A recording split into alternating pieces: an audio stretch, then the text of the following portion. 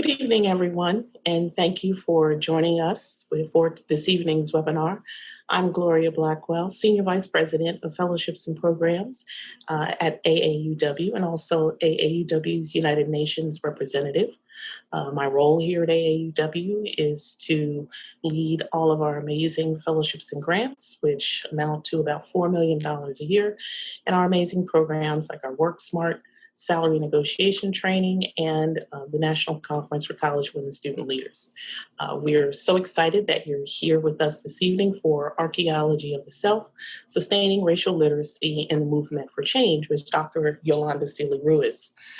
This evening, our program is being recorded, so you don't have to get your pen and paper and take a frenzy of notes, because you will have a chance to go back and view the presentation again. But feel free to take down notes and questions if you'd like. At the bottom of your screen, you will see a chat box, which my two colleagues, Nakia and Milan, will be monitoring. So if you have any technical questions, please put them in the chat box and we'll take care of it. I'd like to thank everyone who presented questions before the webinar. Dr. Yolanda has gone through the questions, and many of them have been incorporated into the presentation, and we will save some time at the end to address many of the other questions. Obviously, we won't have time to go through everyone's questions, but we really thank you for giving us an opportunity to see the kinds of information that you were looking for as we go throughout the presentation. So let's go ahead and get started. As you know from the description that was sent to you when you signed up for the webinar, individuals who develop racial literacy are able to engage in the necessary personal reflection about their racial beliefs and practices and teach their students to do the same. Racial literacy in schools includes the ability to read, write about, discuss, and interrupt situations and events that are motivated and upheld by racial inequity and bias. Sustaining racial literacy across the lifespan is possible by engaging in an archaeology of the self, an action-oriented process requiring love, humility, reflection, and an understanding of history, and a commitment to working against racial injustice. How can this excavation process translate into practices that will actually shift the framework and dismantle inequity at its core? This important conversation around race, equity, and inclusion will be led by Dr. Yolanda Sealey-Ruiz, who is one of our amazing AAUW Fellowships and Grants alumni. She is a poet, a writer, and an award-winning associate professor of English education at Teachers College at Columbia University. Her research focuses on racial literacy in teacher education, Black girl literacies, and Black and Latinx male high school students. Dr. Yolanda is a sought-after speaker on issues of race, culturally responsive pedagogy and diversity, who works with K-12 and higher education school communities to increase their racial literacy knowledge and move toward more equitable school experience for their Black and Latinx students. She's appeared in Spike Lee's Two Fists Up, We Gonna Be All Right, a documentary about the Black Lives Matter movement and the campus protests at Mizzou, and recently released her first collection of poetry, Love from the Vortex and Other Poems. So join me in welcome Dr. Yolanda Sealey-Ruiz. She's going to share her expertise with us, lead us through the topic at hand, and as I mentioned, she will incorporate the questions that have been submitted. And I'm just letting you know, I've had a number of conversations with Dr. Sealey-Ruiz over the past few weeks, and everyone, you're really in for a treat. You're really in for a treat. So let's get started, Dr. Yolanda. Yeah. Start with where we find ourselves at this moment, okay? How are you? And how are you taking care of yourself and doing the work to see your own beauty and brilliance? How are you sustained in this work? Well, first, before, let me thank you and thank the sender for that beautiful question. But I want to say thank you to you, Gloria, to AAUW, and to Nikia and Milan. And I'll say a bit more about AAUW in a little bit, but I just wanted to take a moment to say thank you. And to be honest, I still work quite a bit, and I want to be honest about that. But to move towards change means that there's labor involved. I'm also happy to say, though, that as much as I'm working, I am practicing what I preach. So in spite of all the challenges, all of the busyness that we're navigating, I'm eating healthy, I'm drinking a lot of water, I engage in strength training at least once or twice a week, in yoga, prayer is very important to me, meditation, and just really enjoying the success of Love from the Vortex and other poems. So let me say thank you again to those of you who are considering purchasing the book or have purchased the book. Thank you so much. That is giving me so much joy and sustaining me. And writing also gives me joy and peace and sustenance. And so I've been working on a second book called The Peace Chronicles. One thing I want to mention is my sister circle. My sister circle sustains me. And there are many women in that circle, including my mother and daughter. However, I want to call out Dr. Gholdy Muhammad, my best friend, Dr. Bettina Love, Doctors Kiana Cutts, Sherelle MacArthur, and Billy Sankofa Waters. So also my brother circles, Vortex readers, and of course my ancestors. So that's how I'm sustaining. That's how I'm making it happen. Fantastic. Thank you. And I think that how we all are sustaining ourselves is certainly an important topic of conversation as we navigate, all that is coming at us from so many different angles these days, so that we don't lose sight of ourselves, and that we don't come out of this whole situation, worse than when we came into it. How can we make sure that we are not only sustaining, but also thriving? So I think another interesting sort of leading question is, it's becoming pretty evident that people are incredibly reluctant to admit that racism is so entrenched in our systems and in our institutions, right? And one of the things I heard you say recently is that racism stands against love and justice. When we talk about sustaining ourselves, how can we thrive without those two things? Right.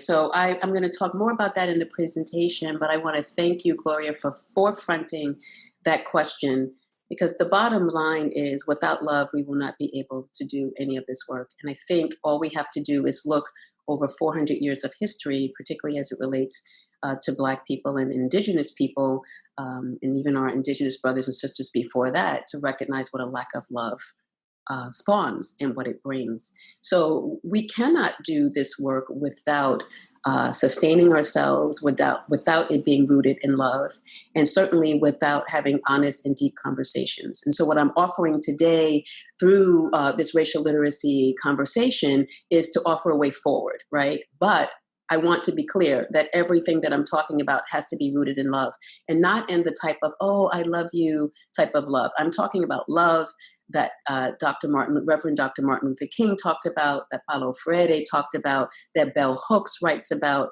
Sean Jenwright writes about. I'm talking about a critical love that is connected to liberation. And people have to be ready for that. And folks are not always ready to really have these conversations because they're so intertwined with how they've been raised, with the benefits that they have received in the bodies that they're in. And so in some ways, it's almost a form of suicide when we ask people to dig deep and to unearth those things that allow them to keep their particular standing. So I'll talk a little bit more about that, but I'm glad we forefronted it, because for me, love is the answer, for sure, but a particular kind of love that is connected to the liberation of everyone. Because those who are holding on to stereotypes and those beliefs as well are in bondage in some ways. So that's a start. But if I may, right. I'd like to take this moment to be very transparent on what an honor it is for me to be here. And AAUW granted me a dissertation grant at a time where I didn't feel that many people believed in my work. Outside lifelong mentor, Dr. Suzanne Carruthers, I had a male advisor, and he didn't quite see the value of me studying with and learning from Black reentry women and their daughters. And that was the focus of my dissertation. I wanted to understand what motivated these women who had dropped out of high school 2-3 decades before to come back to get their degree. And I was particularly interested in how that may have impacted their daughters' feeling about education, since the daughter was the next generation of female in the family. And so besides my mentor, Dr. Suzanne Carruthers, AAUW was the organization that affirmed me and believed in me. And then, Gloria, if I can be honest, when I face on Twitter, I was like, wow, AAUW has someone in leadership that looks like me. And that gave me another surge of pride.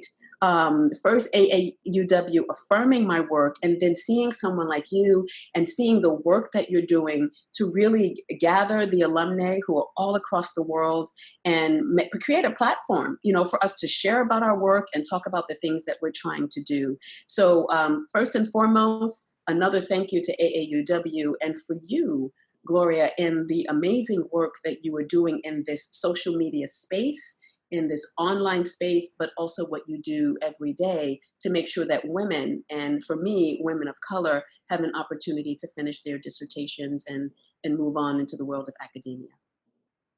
Thank you so much, Dr. Yolanda. It really is a pleasure to see sort of the fruits of the labor and the way in which AAUW as an organization has sprinkled seeds all over the world, and to see how those seeds have bloomed, to me, is a very humbling experience. So you're very kind to acknowledge the ways in which AAUW has was able to give you that credibility and that support to move forward in your career. Every day when I am on social media, I spend a lot of time just giving out praise to our alumni and the amazing work that you are doing. And I think that everyone would agree that we are just really proud to count you among the women who have gone out there, and you're always paying it forward. So thank you once again for being with us. So over to you. What about all these things? But listen, I want to thank those of you, the 600 of you who are almost 600 who are already online, and the 1,300 of you who registered, just those who thought to register, whether you make it or not, and you have to see it during the recording. Just thank you for that. I want to officially begin by acknowledging that I am standing on stolen land, and so are you, wherever you may be. This idea of land acknowledgement of our Indigenous brothers and sisters is an interruption, I believe, of the lies that have been told about who has discovered what. And it's something I'll say a little bit more after we come out of a brief moment of silence, but particularly where I live in Harlem, there were many tribes. But specifically on the land of Manhattan, also known as Turtle Island, the Lenni Lenape peoples inhabited this area. So I would like for you to please join me in a moment of silence for the Lenni Lenape peoples and also the Indigenous brothers and sisters who may have inhabited the land where you are.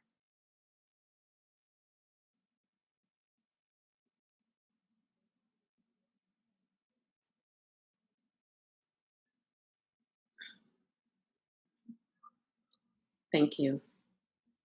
So taking moments of silence, which is becoming more of a practice for institutions in higher learning, particularly in Canada, in Australia, in New Zealand, is a refreshing turn from the lies that this country has told over who discovered the land. It is also an opportunity to open up honest conversation about the colonial project that is still in progress, and the hope for equity and reconciliation. So thank you for doing that with me. I want to lay a foundation, or the foundation, for the concept of racial literacy and how I'm adding to this theoretical concept. I want to give you a moment to just read. This is a definition I wrote in one of my articles a few years ago. And as I move through the slides, I'll be sharing more, but let me just give you a moment to pause and to take in this definition.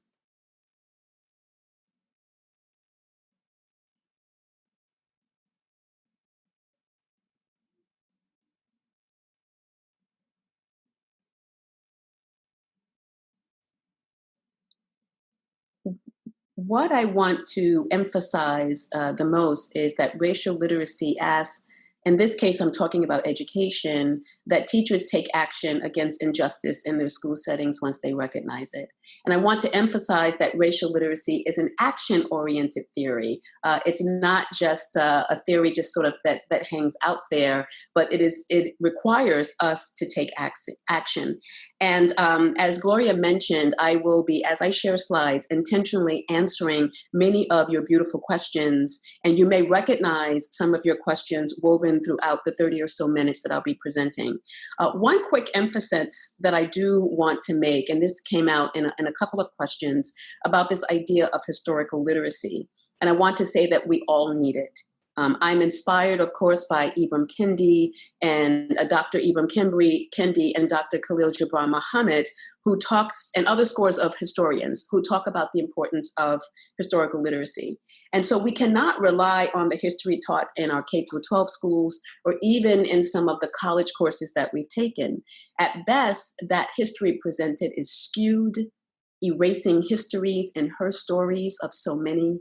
And at worst, it is filled with lies and inaccuracies that maintain the status quo and the false idea of white superiority.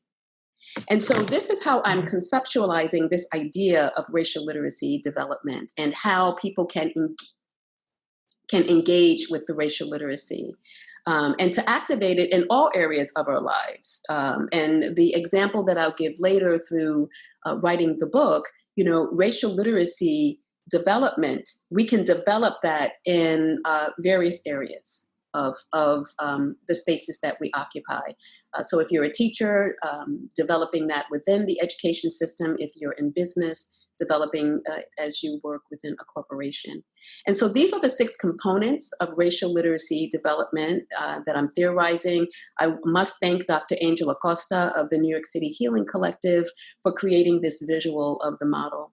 I'm going to quickly talk through just 2 of the components. I'll let it sit on the screen for you to see the others.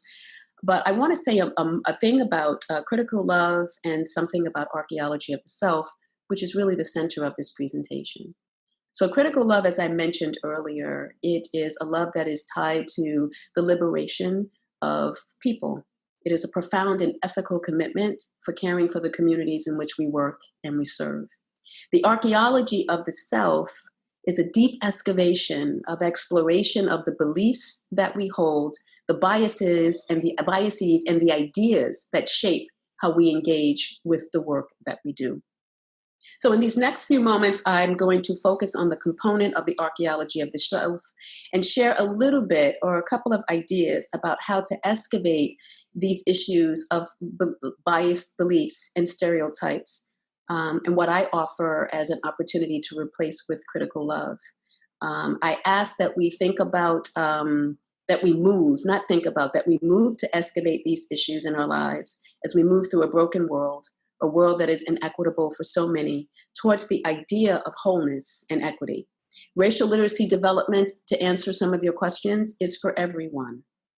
And I would argue particularly for those who identify and are identified as white and therefore receive privileges in this society based on whiteness. These are often folks in power in front of classrooms and at the head of boardroom tables, shaping policies, in charge of not-for-profit and for-profit agencies and governmental spaces. People teach, people make decisions that affect the lives of others, people create policies. And so it is individuals who must do that self-work if we're going to continue to interrupt the script that was written 400 years ago, at the beginning of the dehumanization project, particularly for Black Americans in this country, Africans who were brought to this country. Racial literacy, I'm offering, is a way to disrupt the status quo in education, in business, in legal and healthcare systems, in the nation, in the world. It is as hard as it is simple.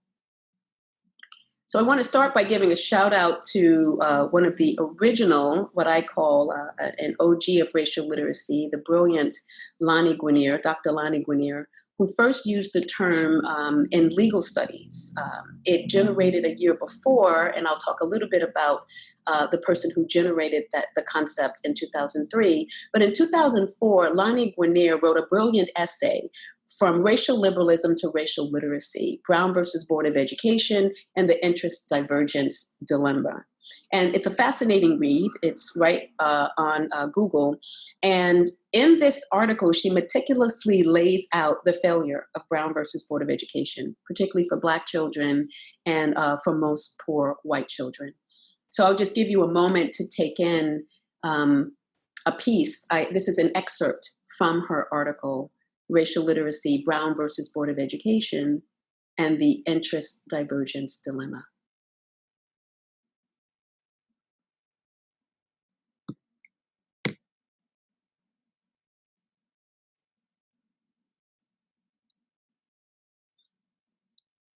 And so again, the emphasis I'd like to make from this quote is the action involved in racial literacy. She uses words like reflection, agency, acknowledging.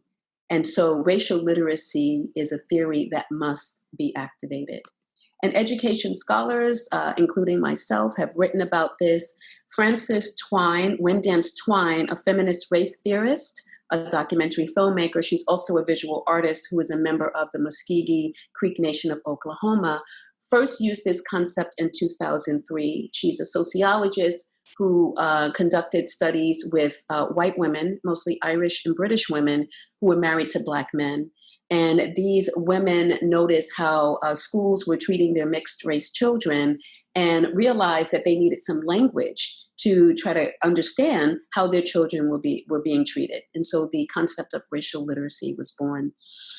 In the field of education, my scholar friends, Rogers and Mosley, look at racial literacy of young children in a second grade classroom. Allison Scarrett is an incredible literacy scholar, and Howard Stevenson is a psychologist who writes about racial literacy. I have written some work on racial literacy since 2011 that fall under the categories of teacher education, work and writing in community college and K through 12 classrooms. But this particular interest of this concept of racial literacy started for me in 2008, when I arrived at Teachers College as a research associate and teaching one class on diversity. And since that time, it has grown into the roundtables, informal roundtables. It's been 12 years. It is now a racial literacy project that includes performances and healing circles. Over 3,000 people have been touched by the Racial Literacy Project at TC, 3,000 and counting. It is supported by the Office of Diversity at my college, the Provost Office, and also the President's Office. It is how I engage people in professional learning. It is how I see my scholarship. It is how I enact my teaching. I practice this as much as I write about it. And there are three goals. Let me go back for a moment. When I first started the Racial Literacy Project, I had three goals in mind. And I want to tell you that I call them the 3 E's. I love alliteration. And later in the presentation, I'm going to talk about the 3 P's. But the 3 E's, number one was to encourage members of the community to question their assumptions about race, primarily. I hope that y'all aren't hearing my Siri, because I'm using these headphones and Siri is talking back to me. So please, Nakia or Milan, let me know if you're hearing Siri.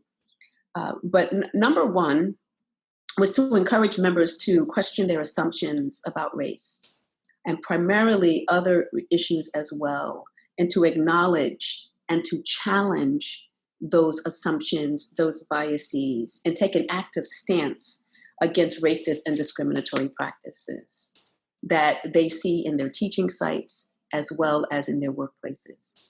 Number two, I wanted to engage members in critical conversations, to encourage them.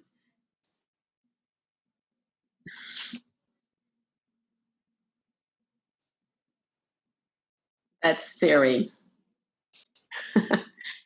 This is a trip, y'all. But number two, to engage members to enter critical conversations that encourage them to speak freely and openly about their hesitancies and their concerns about publicly discussing race and racism as it relates to their lives and the lives of others. And number three, to emphasize reflexivity and the examination of their perceptions and the need to have knowledge about how racial hierarchy works, and then to be prepared to disrupt personal racist paradigms and to connect them with other people who desire those same disruptions. And so racism, as we mentioned earlier, stands against love and justice. And this is what those of us who are equity warriors, what we want. We stand in love and we stand against anything that works against love. And so everyone must do their part, particularly those who perpetuate the status quo system of injustice with their silence or with signing on an agreement to some of the things that they see. And so people are reluctant to see how entrenched racism is in all of the systems that we interact with, because it will prompt them to question their own ability, their own privileges, and disrupt the stories that they were taught to believe about the so-called inferiority of others and the so-called superiority of themselves. And so most people won't walk around and say, I am superior to a Black person, an Asian person, a Native American person, but silently they will operate under those beliefs. It becomes difficult, right, for them to even think about that and to approach talking about that. Racial literacy opens up a beautiful opportunity for storytelling. And I have seen breakthroughs, to answer your question. Yes, I've seen breakthroughs when people engage with this, and I see them in my classroom every year. Racial literacy requires that we do some deep work. And as I began to do the deep work, there were a multitude of books, but also folks that I call my racial literacy guide that I realize I need to rely on. And so I encourage you to not just create your own network of flesh and blood people, and some of the folks on this slide are still with us and many are ancestors, but really look to those writers and those thinkers that will help guide you in your racial literacy development. For me, it's Bell Hooks as a goddess. She's brilliant. It's Malcolm X, picture of him hangs in my office to remind me to never be fearful of doing what is right. Howard Stevenson, I mentioned him, a professor at UPenn, psychologist who writes about the psychological weight of those who perpetuate racism, but those who are also on the receiving end. James Baldwin, I affectionately call him Uncle Jimmy. New ancestor, Toni Morrison, I affectionately call her TT Toni, and Thurgood Marshall, who sat on the bench at the time that the Brown versus Board of Education decision came into effect. And so what I want to say, and what I'm going to pivot to now, after I let you take a look at some of these posters, these are some of the poster representations of the 40, almost 50 roundtables that were held over the 12 years. And as I branched into the performances, these are some of the topics that the performances have taken up through racial literacy. The archaeology of the self. I want to pivot and talk this last maybe 10 minutes or so, 15 minutes about this. The excavating work of an archaeologist is tiring. It's dirty work. It's hard work. As an archaeologist, you dig for years before you find something considered valuable or something that's answering the questions that you're asking about cultures and what you're trying to understand. And so as I looked up, I want you to hold that image in your mind and also the question for you personally, When some people say, well, how deep do we need to dig? My answer would be, how deep do you need to go? What do you really need to excavate? And so when I looked up these two words in the dictionary, I was really struck by the sentence that was used to explain excavation, talking about that the methods of excavation have to be extremely rigorous. And so this is a signal that this is going to be hard work. This means that organizations and schools and individuals who are participating with what my colleague and sister, Dr. Terry Watson, calls performative wokeness, if that's what you are doing, you will likely not find what you were seeking. You will not experience valuable and sustainable change. As I begin to read more and more on archaeology, and those who enter the field, I'm learning that there are various methods that archaeologists use to engage their work, but also to sustain themselves in a career that requires long hours and doesn't pay very much.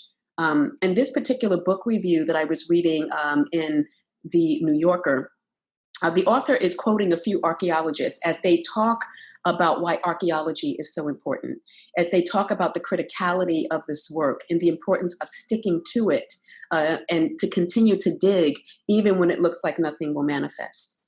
It's important work, they say, because they understand the power and the promise of what their digs can produce. And often what they find changes our understanding of cultures. It changes our understandings about civilizations, just as when archaeologists discovered the proof that all life started in Africa, in Ethiopia specifically. It took years, took decades, centuries of archaeologists working on that. Archaeologists engage with what I call the 3 Ps, the peril of archaeology, because they understand the power and the promise that lies ahead. And so I'm inviting all of you who are listening to do an archaeological dig, even on the history that you've been told, some of the history that has been left out. So I would, a way to begin is to visit the Schomburg Center of Research in New York City, the Schomburg Center for Black Culture. Visit the Black History Museum in DC. Visit the Lynching Museum in Alabama, in Montgomery. Visit the Holocaust Museum and the Native American Museum in New York City. Or visit these types of institutions in the cities where you live. These are places that curate a more complex and a more nuanced story of the survival and the thriving of people and their culture. Engaging with the components of racial literacy model is a way to invite young people to talk about race and racism. Engage them on concepts of critical love and humility and reflection and historical literacy and their own archaeology of the self. And that will lead them, it is my hope and all of us, to interrupting in places when we need to interrupt. Start digging, then apply what you have learned during your dig. Hard work is not something that we're not familiar with. Think about your own lives and some of the things that you have overcome. Think about the elders and the ancestors of movements who have gotten us to where we are today. And to the people who are leading the movement now, including scores of young people, they understand what Michelle Obama was talking about the other night in her very stirring and beautiful Democratic National Convention speech. I'll take a moment and I'll just quickly read this. She said that that's the story of America. All those folks who sacrificed and overcame so much in their own times because they wanted something more, something better for their kids. There is a lot of beauty in that story. There was a lot of pain in it too, a lot of struggle and injustice and work left to do. And who we choose as our president in the election will determine whether or not we honor that struggle and chip away at that just injustice and keep alive the very possibility of finishing that work. And I want to focus specifically on beauty and pain and struggle because folks don't often put those words together. But that is what it's going to take. As you begin to do this archaeology of the self, you will see some things that are beautiful that you are doing. You will see some ugliness. You will engage with some pain and struggle as well. And so I'm going to pivot and talk a little bit as I move towards ending, and talk about how to possibly frame this archaeology of self for those of you who are ready to begin. And I want to do this first by offering an example from my own life and using the artifact of this book of poetry to share with you a potential frame.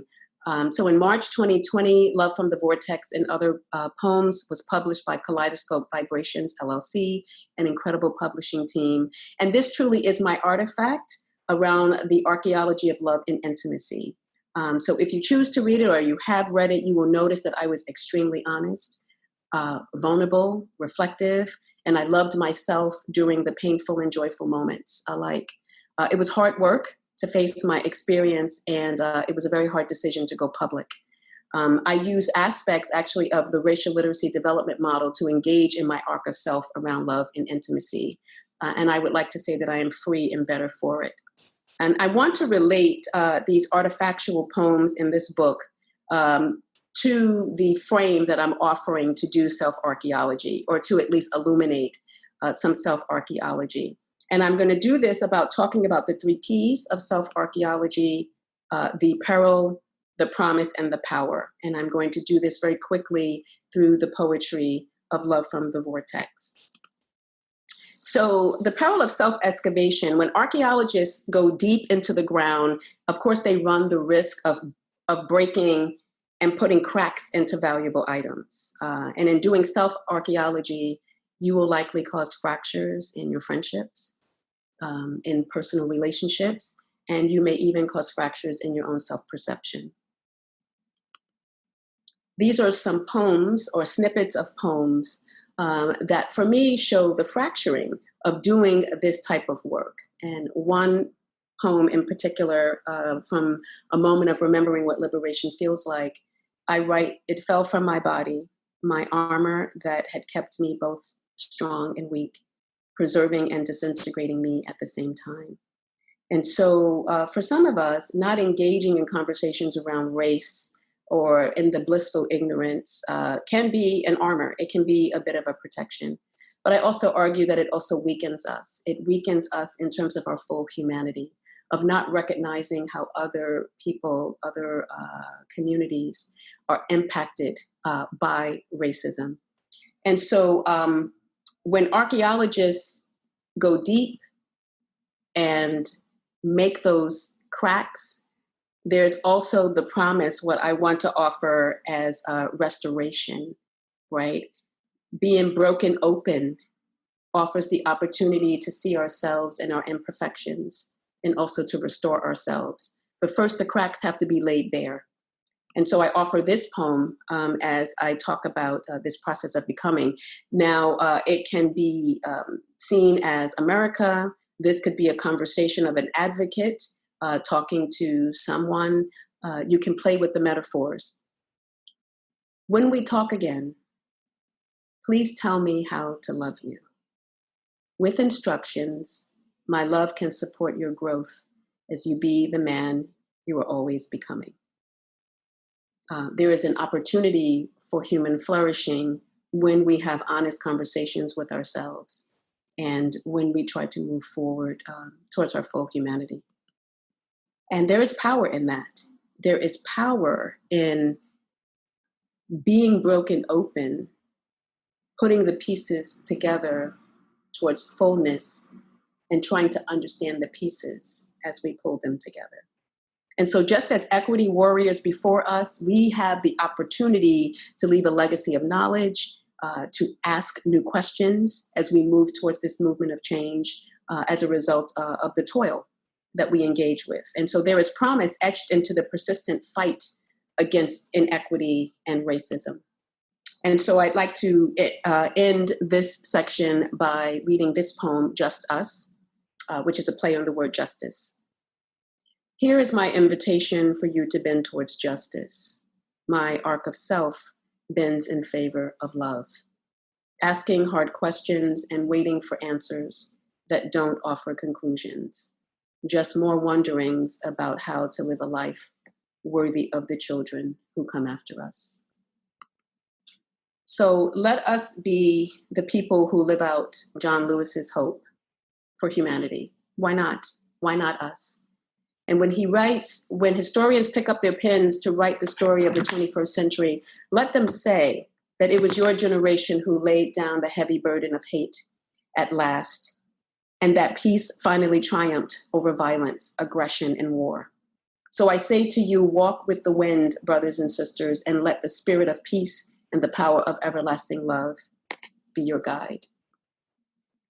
And so how we sustain, it's going to look different for everyone who takes up this work. This is how I sustain in this fight against racism, this fight against oppression, and all the things that work against love and justice. This is how I do it, and perhaps it can be helpful to you as well. Remembering our purpose, remembering our ancestors. Earlier, when I started this, I shouted out a few members of my sister circle, but I have an international sister circle through the AAUW alumni, notable sisters like Drs. Nell Painter, Melissa Harris Perry, Keisha Blaine, Tara Hunter, Barbara Smith, Ashley Farmer, and all of these are doctors, and Tahari Jackson, who did a stirring and incredible webinar for AAUW a few weeks back. There's so many more dynamic alumni, too many to mention here. But remembering your network, remembering your sister, your brother circles are important. Remember that we are human. And that means that that will take some time. But I also want to evoke the words of my colleague, Dr. Lalitha Vasudevan, who talks about a patient urgency. Understand the urgent times that we are in, but also be patient with yourself as you begin to do this work, because the work has to be sustained. It is for a lifetime. It is not just for the moment that we're in. This is for forever. Remember our minds, our bodies, and our spirit, and take care of ourselves. And remember that we are contributing to a cause much bigger than ourselves. And remember the rewards that come. So I thank you for listening, for holding on. Please visit with me. These are my social media handles. And right now, what I'd love to do is turn back to this over to Gloria Blackwell. I would love to not share my screen, but I'll take directions at this point. Thank you so much, Dr. Yolanda. I know I join everyone in thanking you for that amazing presentation. I'm still sitting with it in the context of, I'm sitting with racial literacy in the context of the fact that, you know, something like 79% plus of our public K through 12 public school teachers are white, you know, and sort of what it means in that context.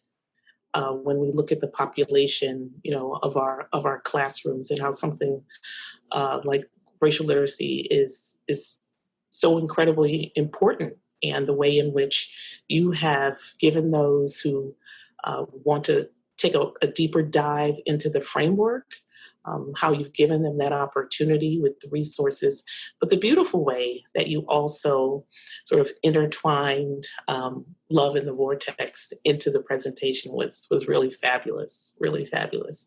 And I'm also sitting with the initial point that you made around how we are moving through a broken world, and all what that means. And if we take the time to stop and sit with that for a moment, it really is, when you look at yourself as an archaeologist, you know, how deep do we all need to dig in order to really think about the broken world that we're navigating within, and also what are the circles and the resources that we all need in order to heal as we move through them. So thank you so much. We do have some time to go through some of the questions.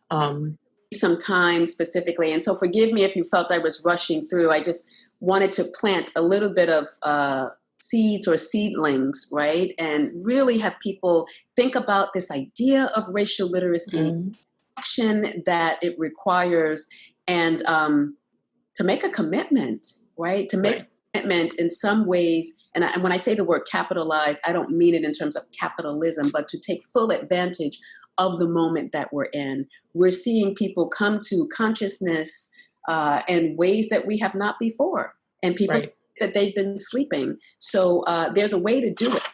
There's a way to sustain it. And I just wanted to make sure that I shared that. Thank you. It was brilliant. It really was brilliant. And when I mentioned that about thinking about teachers and who are the majority of our teachers, one of the questions was about the way that so-called proper grammar is taught in our schools, and does that reinforce racial injustice? And if that's the case, what practices do you think would be better? Mm-hmm. So the short answer is yes. Our school systems are hegemonically white, and the curriculum, the way that we engage with the students, particularly students of color, is racist, period. I think we need to be honest about that. Now, are there pockets of schools and districts that are trying to get away from that and to uncover it and do that excavation?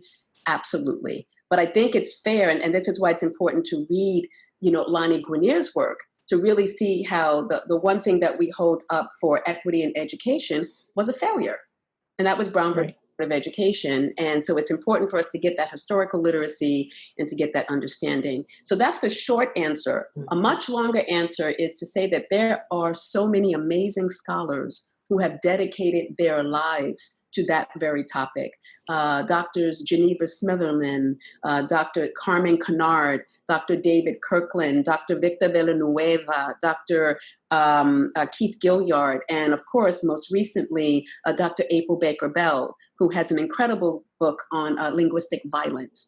And so if you are that teacher asking that question, what's most important is that you begin to do that archaeological dig around your biases around language, and particularly the language of Black students, people of color, and begin to educate yourself and find yourself in circles. The beautiful thing about this tragic moment that we're in the pandemic is that people have figured out how to use the internet to educate. And so there are seminars and courses that you would have to pay hundreds of dollars that are being offered for free. And so look up these names, look up what April Baker Bell is doing, look up Carmen Kennard, and begin to be educated around this idea of linguistic violence and this idea of code meshing and what people were saying, code switching, which is a very old and outdated term.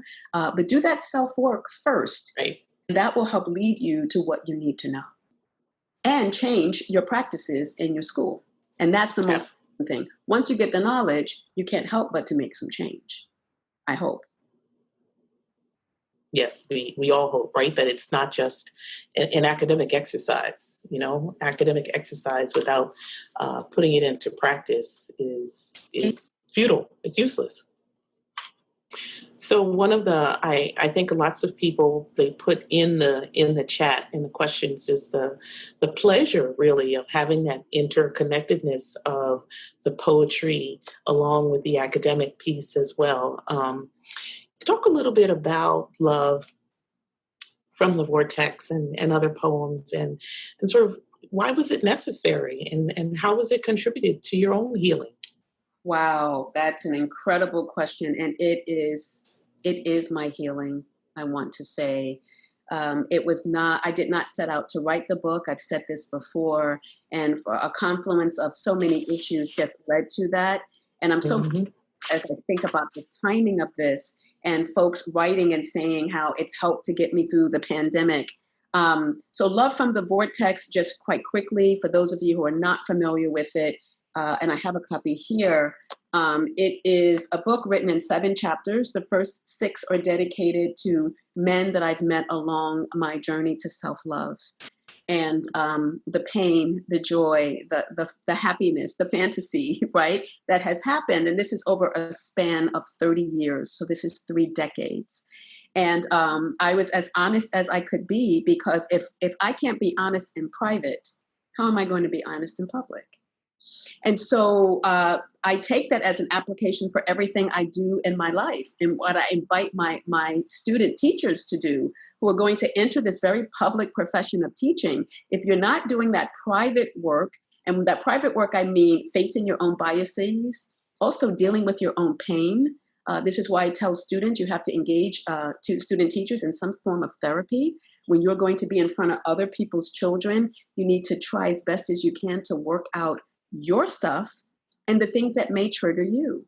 And so this is me just trying to practice what I preach. It was one thing to write it. It was another thing to set it free into the world. And I'm so glad I did, because every time I talk about it, every time I read a poem, I heal. So we have to find those things that heal us, and that helps to sustain. Absolutely. Thank you. Thank you so much. I think I see one of the questions when you talk about racial literacy. I mean, obviously, I'm assuming that you feel that every teacher needs to be schooled in how to do the excavation, but also how to push that out as they engage with their students. Talk a little bit about some of the breakthroughs that you have seen throughout the process. Yes. First, I want to give a shout out to Jillian McCrae and Jamie Funk and Felicia. These folks are awesome. This chat is just on fire. It's incredible. Raven, I love you. I mean, just off the chain, beautiful. And the breakthroughs are amazing. And I want to focus a lot. I call out Raven, who was a student in my class. And if she was standing here with me, she could testify the breakthroughs that everyone was having in class. And I'm talking about across gender, across sexual orientation, across race. But in this moment, in the context of the teaching force, Gloria, that you brought up, which is about 79, 80% white female and under 30, to see students excavating the things that were said over the dinner table, things that they were said about who you should date and who you shouldn't date, and who you should play with, but never bring home. These kinds of conversations were breakthroughs for people. It's the first time many of them certainly admitted it publicly, and in what we would call the so-called mixed race group, right? Because we were biracial, multiracial, Black, Latino, Asian. That's just one example. The breakthroughs come through very profoundly, Gloria, in what is my colleague Lalita Vasudevan. When we taught a course, we had the Unfinal project. And since I taught that course with her, all of my projects for class are not final projects, they're unfinal. And they have to be anything except a paper. And so when we ask folks to engage multimodally in this idea or in their journey to racial literacy, and they take to clay and to painting and photography, that requires a different kind of processing, which often that creative process leads to a breakthrough as well. So it's the breakthrough in talking about and admitting and excavating those stereotypes and those racist beliefs, but it is also the breakthrough in knowing that you can do this creatively. So there are multiple levels of breakthrough. And then, of course, when they come back and say that they heard a teacher or a principal say something to a child and they interrupted, or when they talk about interrupting themselves, which is what I'm most interested in. How are you interrupting your own racism that's deeply embedded in your heart and in your mind? And if you can do that and then talk about how you do it, those are major breakthroughs. Oh, Kiana, Sister Kiana, yes. She says that her student's first assignment is a creative piece. Kiana Cutts is an amazing poet, an amazing playwright. Look her up. I mean, we're out here doing the work. Here's the thing. You're either going to be what I call an equity warrior or a status quo warrior. Make that decision. And know that there are folks who have studied this. There are folks who are offering a way forward for you to do this work. But we can no longer sit on the fence. I mean, to use the biblical character Pontius Pilate, who's, said he was a fence sitter. He had nothing to do with the death of Christ. He had everything to do with the death of Christ, because his silence and allowing Christ to go to Calvary was his vote. And so Audre Lorde has reminded us that our silence cannot protect us. We are at this time. We've actually always been here. You ask any person of color, we've been fighting from the moment we don't want to fight. That's right. We didn't ask for this, but we've been resisting it from the moment that we come out of our womb. But for those who are just awakening to this, This is the opportunity to engage with your full humanity for your brothers and sisters across the globe. And the question is, are you going to be an equity warrior or are you going to be a status quo warrior? You cannot be neutral. You cannot be neutral. Absolutely not. This is not the time. This is not the time, you know. Thank you so much, Dr. Yolanda. This has been exhilarating, challenging. I'm still thinking about my own archaeology and that excavation piece of it, and where I sit each day and where I am in the process and how I engage, whether it's on a personal or whether it's on a professional level. I think that many of our participants will take the resources that you put forth and start taking that first step to do that learning piece, because it really is the personal piece. It really is not about someone giving you something or doing something for you. That's inner work, and it's hard work that you have to do it yourself. And I want to thank you for really sharing that. Like Kamala Harris said last night, she said there is no vaccine for racism. We have to do the work. Let's do the work, y'all. It's That's work. absolutely right. Absolutely right. So thank you. I'm going to encourage everyone to go to your website and to also, we'll check out a copy of Love from the Vortex. And I mentioned before, we will be making sure that this presentation is available on the AAUW website so that folks can go back through. We want you to share it with people and really use it as a learning tool. That's really important. We don't do these things so you can check a box and say, I did that webinar with Dr. Yolanda Sealey-Ruiz, so I'm good now. Okay, this is where it starts. This isn't where it ends. This is where it starts. So use it as a jumping off point as well. And I want to turn it over to Nakia McFarland on the AAUW staff to do our closing housekeeping for us a bit. Nakia, hi there. Hi. Thank you, Gloria. And thank you so much, Dr. Yolanda, for a really moving and thought-provoking session. And thank you, everyone, for joining us. You can expect to see, if you haven't seen it already, once this webinar closes, you'll see a donation page pop up for AAUW. We would appreciate your generous contribution. It helps us to continue creating these sessions for you all. I'll also be following up within the next 24 hours or so with an email and a brief survey. We want to get your thoughts, let you guys know. We want to know what you think so that we can continue to create these sessions that are helpful to you and continue to empower you to do this work. So again, thank you all again so much for joining us. Thank you again, Dr. Yolanda and Gloria, and I hope you all have a great evening. Thank you. Thank you so much. Dr. Yolanda, did you want to have the last word? I just want to say thank you to you. You are amazing. Thank you for all that you do and for being a representation that I can look at and feel that I am seen. Thank you so much. Everyone, thank you so much for your participation. And please, if you haven't started doing the work or you're already doing the work, let's keep it moving. Yep. Thank you.